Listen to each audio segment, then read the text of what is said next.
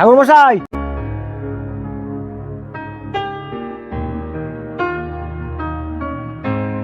বলছিলাম আপনার সঙ্গে না একটু কথা ছিল আমার।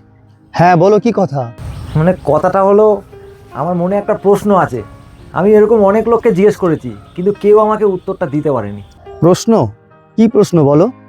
প্রশ্নটা হলো, আমি না পুরনো জিনিসকে নিয়ে প্রচণ্ড চিন্তা করি। এই ধরুন, আমার সামনে এখন একটা ঘটনা ঘটলো, এই জিনিসটা আমি কিছুতেই ভুলতে পারবো না।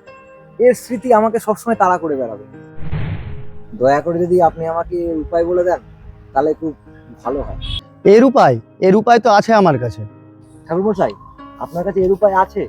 তাহলে বলুন না, এর উপায়টা কি? উপায়? তাহলে শোনো, আমি এখন মন্দিরে যাচ্ছি, আমার সঙ্গে তুমি চলো, তুমি তোমার উপায় পেয়ে যাবে। এক্ষুনি যেতে হবে? হ্যাঁ, এক্ষুনি যেতে হবে, আর না হলে তো তুমি তোমার উপায় পাবে না। ও, এক্ষুনি যেতে হবে? ঠিক আছে, চলুন তাহলে। সামনে আমার গাড়ি দাঁড় করানো আছে, তাহলে গাড়ি করে দুজন যাই। না না, গাড়ি নিলে তো হবে না, তোমাকে মন্দির পর্যন্ত হেঁটেই যেতে হবে। হেঁটে যেতে হবে? ঠিক আছে, চলুন তাহলে।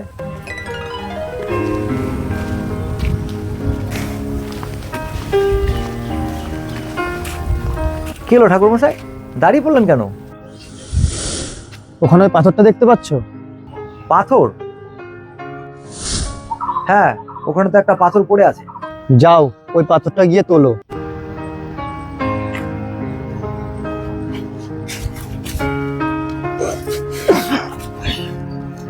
হ্যাঁ ঠাকুরমশাই, পাথরটা তুলেছি।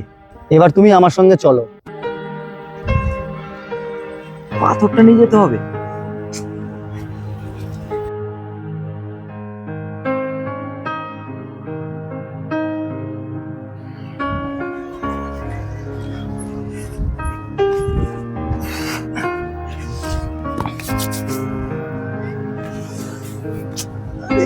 ঠাকুরমশাই,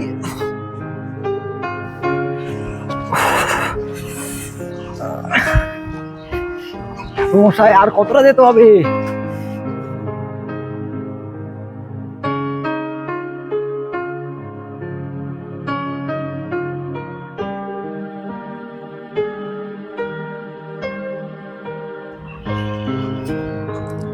কি হলো, হাঁপিয়ে গেলে?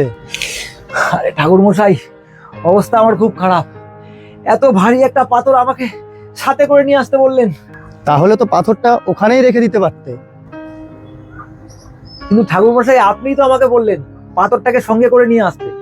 তুমি চাইলে তো পাথরটা ওখানে রেখে দিয়ে আসতে পারতে, আমি তো তোমাকে সঙ্গে করে আনতে বলিনি। যাও, ওই পাথরটা গিয়ে তোলো। আরে, এটাই তো তোমার জীবন। তুমি তোমার পুরনো স্মৃতিগুলোকে এই পাথরের মতো নিয়ে বয়ে বেড়াচ্ছ।